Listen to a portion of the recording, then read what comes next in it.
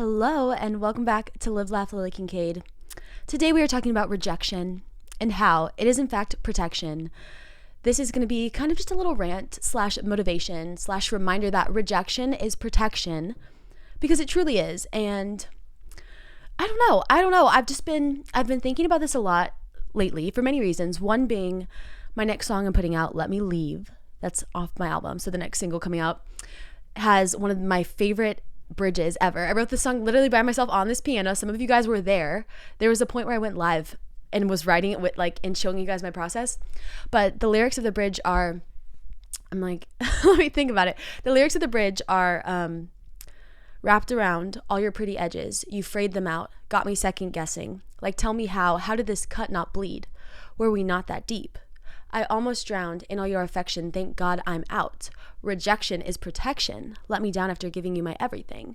And it was kind of, obviously I wrote the song about a boy and how I didn't feel like I was being cared for or that I was being fought for or worth fighting for.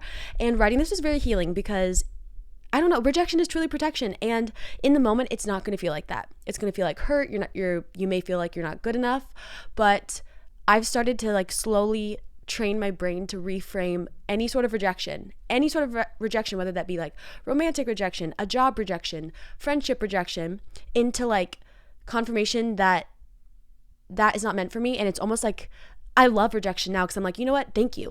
I love it because it's a closed door. A closed door means that the next one could possibly be the open door. The next job could be the one that works. The next person I date could be the person I marry, So it's like every closed door means you're even closer to finding the open door, if that makes sense. That was a long intro. Anyways, hi you guys. Can't believe this is the last episode of February. Wild. I think next week's episode is going to be the one talking about the 22 things I've learned because I just turned 23. I'm still coming up with the list. I want it to be really good, so I'm still coming up with the list. So that's probably going to be next week's episode. It's just so crazy. It's just so crazy how fast time is flying. What in the world? I just can't wait for summer though too. I'm ready to be in the beach. Get me in the ocean, get me swimming. I want to be tan. I want to be glowing. I want to be blasting my music, blasting real with the windows down through the canyon. Obviously the best, most elite way to listen to the song. Anyways, I have some notes for today's episode, but I have a little quote that I found on the internet, the interwebs. I should do a podcast episode of me just talking in a British accent.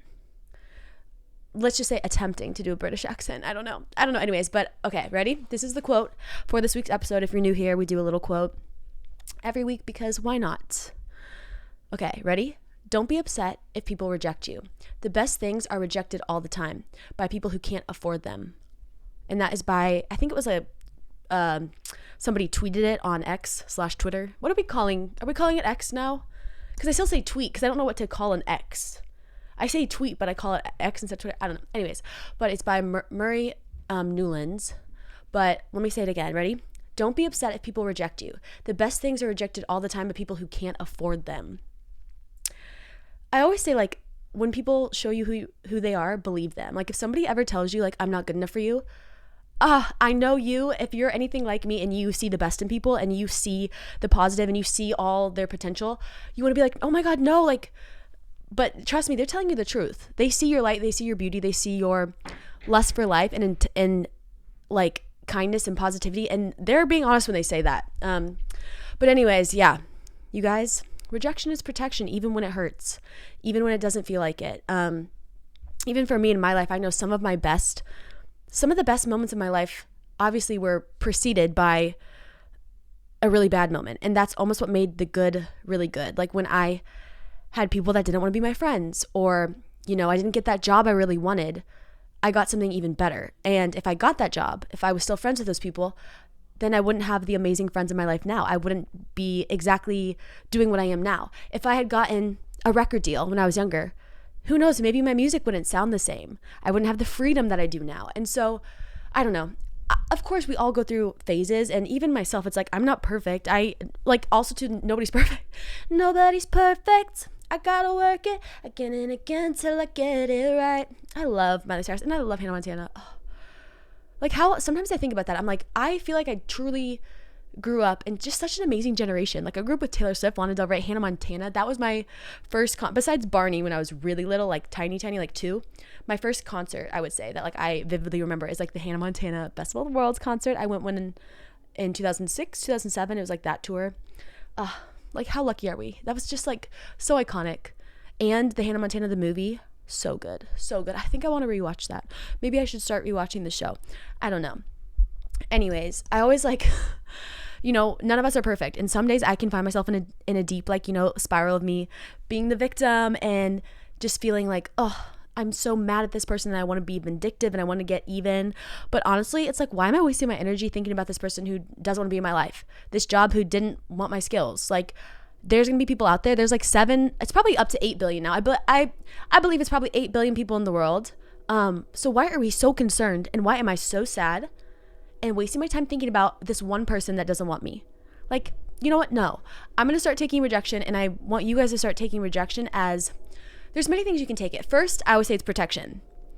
You know, you never know. I always say like, you never know by, you know, missing that bus or by something bad could have really happened. And, you know, I think it's God protecting you. I think it's, you know, whatever you believe in, it's the universe, me, God, I think it's God protecting you from something. And even though you can't see it in the moment, start to like tell yourself this is protection, and just have the faith that what is meant for you is never going to make you question, and it's never going to leave you. Truly, I believe like if something is meant in your life, you guys all have those situations, right? Where it's kind of like you avoid something and it keeps coming back. I truly believe if something is meant for you, it will keep finding its way back in your life. For me, like similar to songwriting, like if I'm supposed to say a song, if I'm supposed to like tell a story or tell some of my feelings in hopes that it helps other people, sometimes I don't want to. Sometimes at first it can be a little like, I don't want to talk about that. That's embarrassing. I feel really stupid. But here's the thing, that idea never goes away. That melody never goes away. It keeps like haunting me until it's like, okay, I have to write about this. I have to talk about this, because if it helps even one person out there, then it's, you know, it wasn't for nothing. Like that experience, that hurt, those tears, it wasn't for nothing. And everything you go through in life is going to help somebody else. So don't be afraid to talk about it. I know like shame can be a huge thing. And the key is with shame has all of its power when you stay in the dark and when you don't speak it. Whenever you speak shame and you show light to anything you're shameful of, it instantaneously loses power over you. So the fastest way, it's like tell a trusted friend if something happened and you're feeling ashamed, because I'm telling you, like it will lighten the load. Anyways, okay, yeah, that was kind of off topic. But anyways, what I take from rejection is 1, it's protection. It is protection. I know that, you know, there could be really bad things that would happen if that situation would have worked out. And so I'm very grateful. And another thing I take, let me turn that off. That was rude of me. My phone is going off. Another thing I take rejection as is also confirmation that I'm on the right path.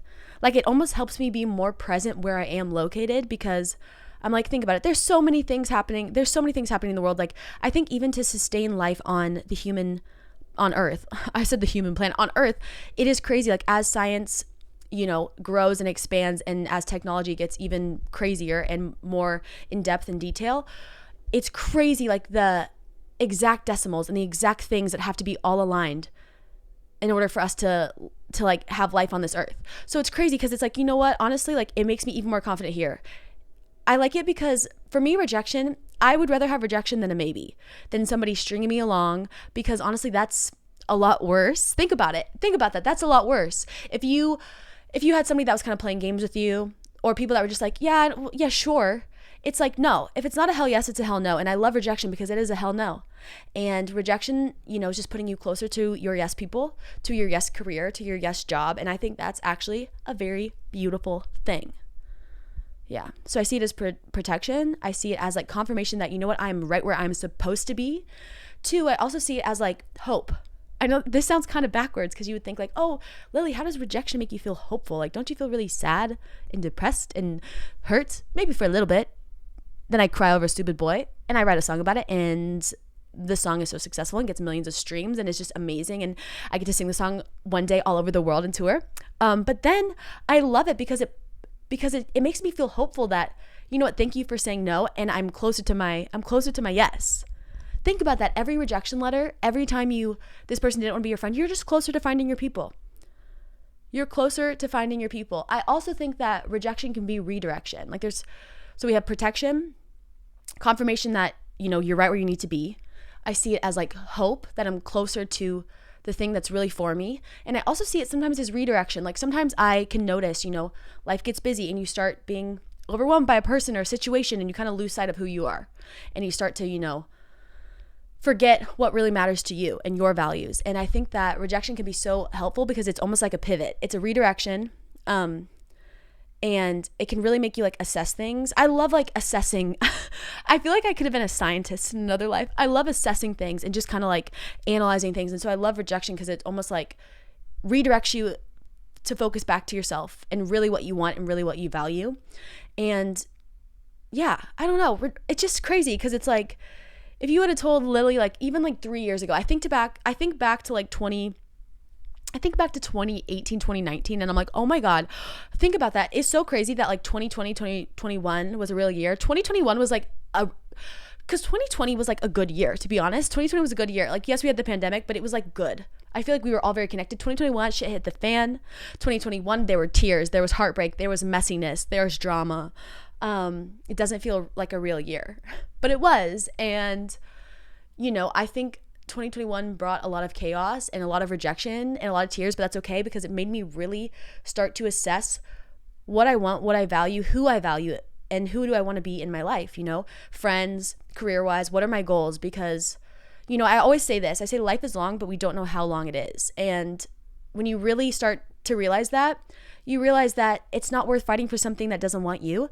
You are going to be wanted and chosen by so many people. And like in the meantime, choose yourself, choose your goals, choose what makes you happy, because life is too short to not do that. And any person who rejects you, any job that rejects you, anything that rejects you, it's protection because you are so amazing. And, even if people don't see that, it's good.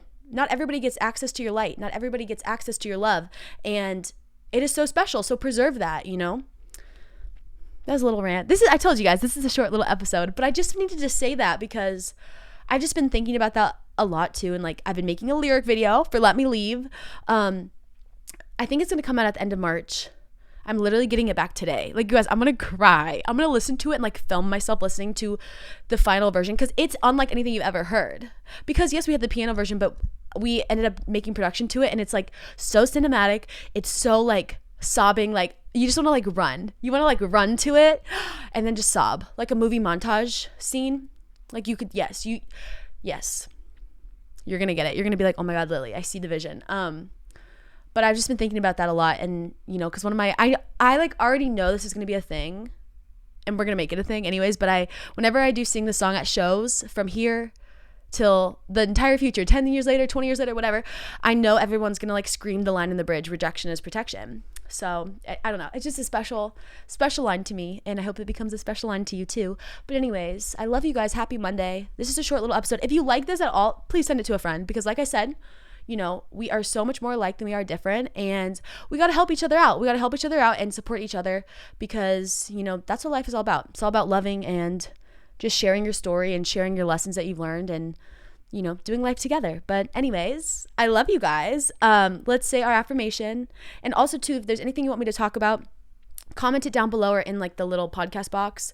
And you can always DM me over on Instagram. And of course, everything's linked below. So we have like all my songs on Spotify, Apple Music, everywhere. We have our Discord, all the social media channels. But yeah, okay, this is the Kincadian affirmation. Today is a wonderful day. I'm confident because I am a problem solver. I always have options because I choose to be optimistic. Today I will learn something new, laugh, and make a difference in someone else's life. I love you guys so much, and I will see you next week. I will see you next month. Isn't that crazy? Next week's gonna be March. Where has the time gone? Anyways, I love you all so much. Have a beautiful, amazing, fabulous, marvelous day.